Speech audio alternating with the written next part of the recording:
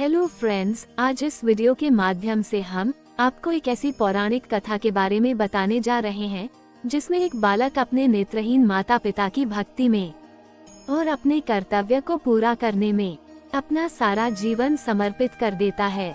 श्रवण कुमार की कहानी रामायण से संबंधित है। चलिए तो श्रवण कुमार की कहानी के बारे में हम विस्तार पूर्वक जानते हैं। जहां आज के बच्चे अपने माता पिता को घर से बाहर निकालकर अपने जीवन को सुख और खुशहाल समझते हैं, वही यह बालक अपने माता पिता की सेवा करना ही अपना धर्म कर्तव्य समझता है। इस कथा के बारे में शायद ही कोई व्यक्ति ऐसा रहा होगा जिसने न सुना हो, अन्यथा ऐसी कथाएं बहुत ही विरले ही सुनने को मिलती हैं।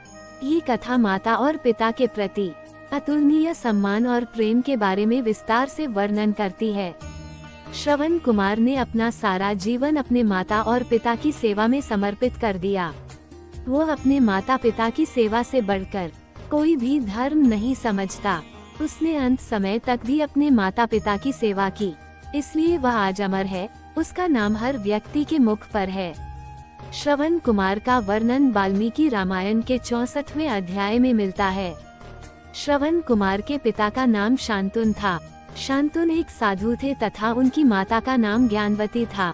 श्रवण कुमार के माता पिता नेत्रहीन थे। उन्होंने अपने पुत्र श्रवण का पालन पोषण बड़े ही कष्टों के साथ किया था, इसलिए अपने माता पिता के प्रति श्रवण के मन में अथाह प्रेम और श्रद्धा थी। श्रवण कुमार बाल्यावस्था में ही अपने माता पिता के कार्यों में हाथ बटाने लगा और जब वह बड़ा हुआ तो घर का सारा काम करने लगा था। जैसे नदी से पानी भरकर लाना, जंगल से लकड़ियां चुनकर लाना, भोजन तैयार करना, घर के समस्त कार्य करता था।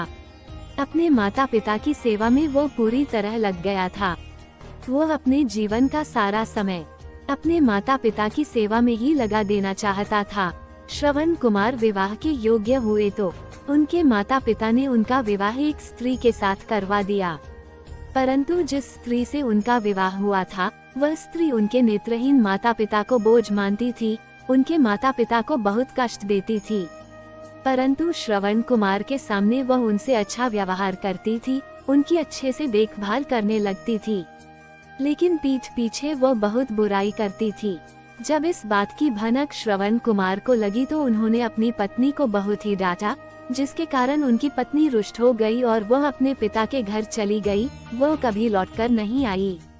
पत्नी के जाने के बाद श्रवण ने अपने माता पिता की सेवा को ही अपना धर्म समझा, उनके दुख को ही अपना दुख समझा, उनके दर्द को अपना दर्द समझने लगा था।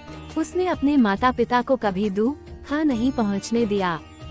समय के साथ श्रवण कुमार बड़ा होता गया और उसके माता पिता वृद्ध होते हैं। उनके माता पिता की अंतिम इच्छा थी कि वो पूर्व तीर्थ यात्रा पर जाएं। उन्होंने अपनी इच्छा अपने पुत्र श्रवण कुमार को बताई। तब श्रवण कुमार उनकी इच्छा पूर्ति के लिए तैयार हो गए और जाने के लिए तैयारियां करने लगे। श्रवण कुमार ने अपने माता पिता को 2 टोकरियों में बैठा लिया और अपने कंधे पर कावन बनाकर उठाकर चल दिए। श्रवण कुमार अपने माता पिता को काशी, गया, प्रयागराज जैसे कई तीर्थ स्थलों पर लेकर गए। तीर्थ स्थलों का वर्णन करके अपने माता पिता को सुनाते थे। इस प्रकार उनके माता पिता उनके नैनों से तीर्थ स्थलों का दर्शन करते रहे हैं। श्रवण कुमार जंगलों के रास्ते से गुजरते हुए जा रहे थे, तभी संध्या हो जाती है और शाम के समय उनके माता पिता को बहुत तेज प्यास लगती है।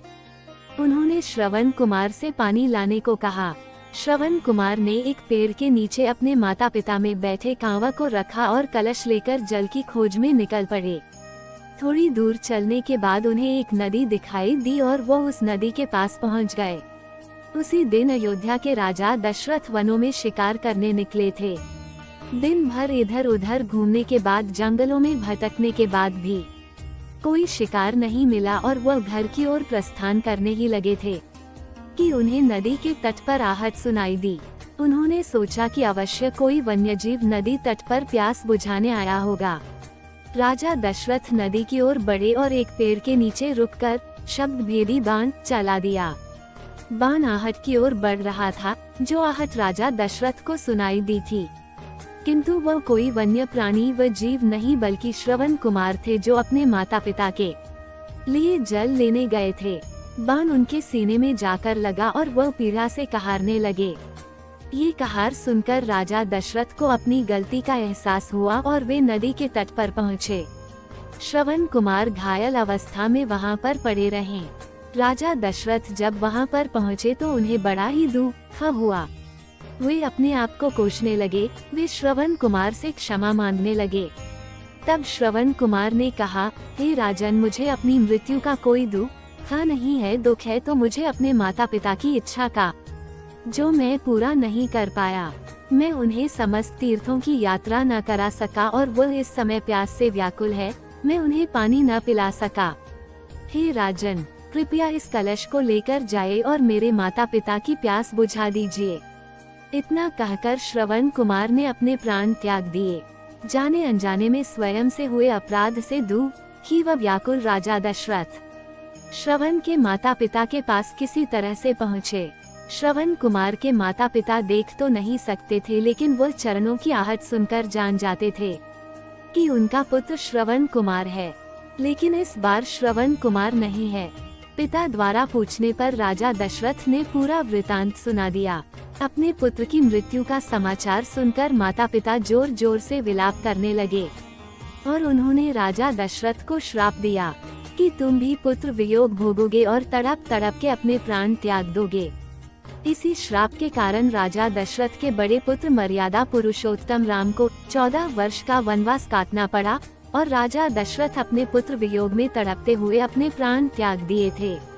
उम्मीद करते हैं कि आपको ये श्रवण कुमार की कहानी पसंद आई होगी, तो इसे अपने दोस्तों के साथ शेयर जरूर करें। और आपको ये कहानी कैसी लगी, हमें कमेंट बॉक्स में जरूर बताएं। और हमारे चैनल को सब्सक्राइब करना ना भूलें। आगे भी आपको ऐसी ही कहानियाँ सुनने को मिलती रहेगी। Thanks for watching.